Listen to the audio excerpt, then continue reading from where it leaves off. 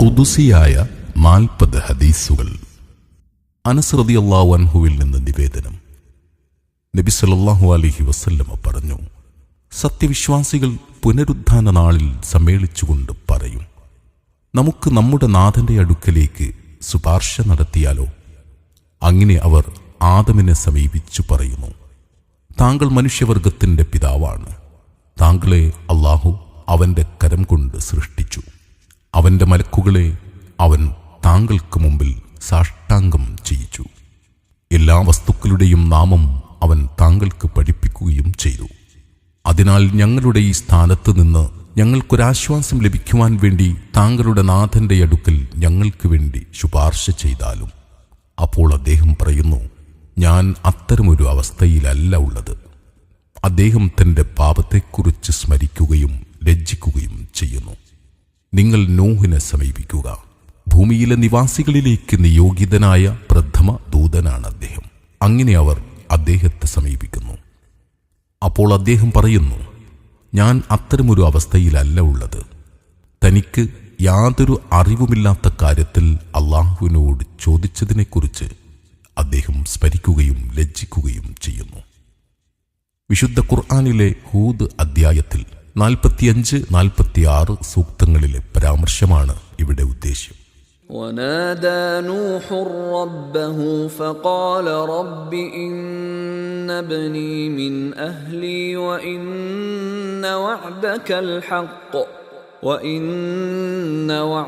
الحق وأنت أحكم الحاكمين. قال يا نوح إنه ليس من أهلك إنه عمل غير صالح فلا تسألني ما ليس لك به علم إني أعظك أن تكون من الجاهلين. അപ്പോൾ അദ്ദേഹം പറയുന്നു, നിങ്ങൾ പരമകാരുണ്യകന്റെ സ്നേഹിതനെ സമീപിക്കുക. അഥവാ ഇബ്രാഹിം നബി അലൈഹിസ്സലാമിനെയാണ് ഉദ്ദേശിക്കുന്നത്. ഉടനെ അവർ അദ്ദേഹത്തെ സമീപിക്കുന്നു.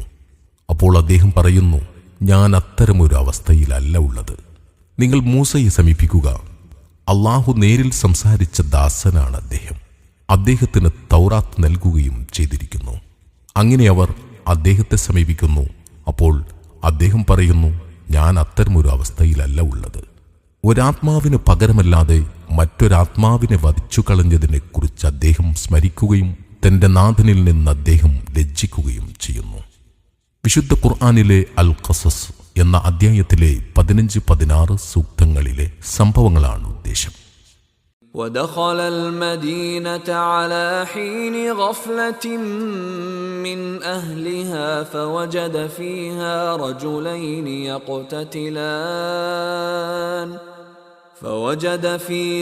رجلين يقتتلان هذا من شيعته وهذا من عدوه فاستغاثه الذي من شيعته على الذي من عدوه فوكزه موسى فقضى عليه قال هذا من عمل الشيطان إنه عدو مضل مبين قال رب إني ظلمت نفسي فاغفر لي فغفر له إنه هو الغفور الرحيم.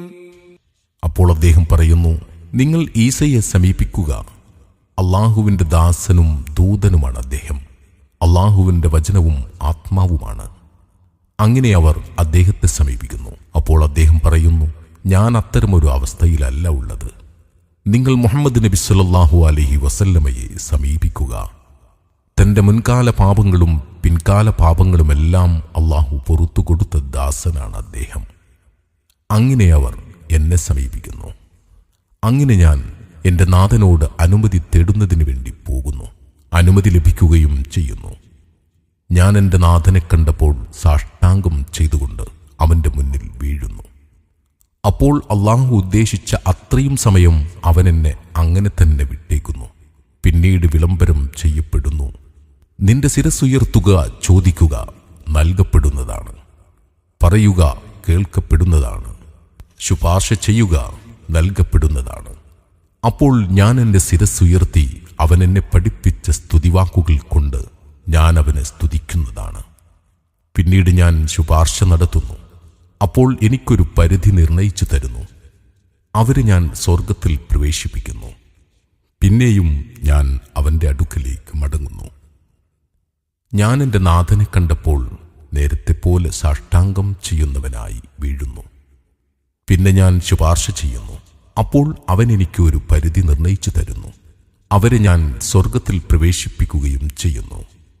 പിന്നെ മൂന്നാമതും ഞാൻ അവൻ്റെ അടുക്കിലേക്ക് മടങ്ങുന്നു. അങ്ങനെ ഞാൻ പറയുന്നു, ഖുർആൻ തടഞ്ഞു നിർത്തിയവരും അഥവാ അതിൽ ശാശ്വതരായിരിക്കും എന്ന ഖുർആൻ പ്രയോഗമാണ് ഉദ്ദേശിക്കുന്നത്. നരകത്തിൽ ശാശ്വതവാസം നിർബന്ധിതമായി തീർന്നവരുമല്ലാതെ ഇനി നരകത്തിൽ അവശേഷിക്കുന്നില്ല. ബുഖാരിയുടെ തന്നെ മറ്റൊരു നിവേദനപ്രകാരം നബി സല്ലല്ലാഹു അലൈഹി വസല്ലമ പറഞ്ഞത് ഇങ്ങനെയാണ്: ലാ ഇലാഹ ഇല്ലല്ലാഹ്, അല്ലാഹു അല്ലാതെ ആരാധനയില്ലെന്ന് പറഞ്ഞവനും തന്റെ മനസ്സിൽ ഒരു ബാർലിമണിയോളം തൂക്കത്തിൽ നന്മയുള്ളവനും നരകത്തിൽ നിന്ന് പുറത്തു കടക്കുന്നതാണ്. പിന്നെ ലാ ഇലാഹ ഇല്ലല്ലാഹ് ചൊല്ലിയവനും തന്റെ മനസ്സിൽ ഒരു ഗോതമ്പ് മണിയോളം തൂക്കത്തിൽ നന്മയുള്ളവനും നരകത്തിൽ നിന്ന് പുറത്തു കടക്കുന്നതാണ്. പിന്നെ ലാ ഇലാഹ ഇല്ലല്ലാഹ് ചൊല്ലിയവനും തന്റെ മനസ്സിൽ ഒരു അണുതൂക്കം നന്മയുള്ളവനും നരകത്തിൽ നിന്ന് പുറത്തു കടക്കുന്നതാണ്. നേർമൊഴി, ജീവിത വഴിയിലെ പ്രമാണനാളം, ഒരു ഓൺലൈൻ ഇസ്ലാമിക മതപഠന സംരംഭം.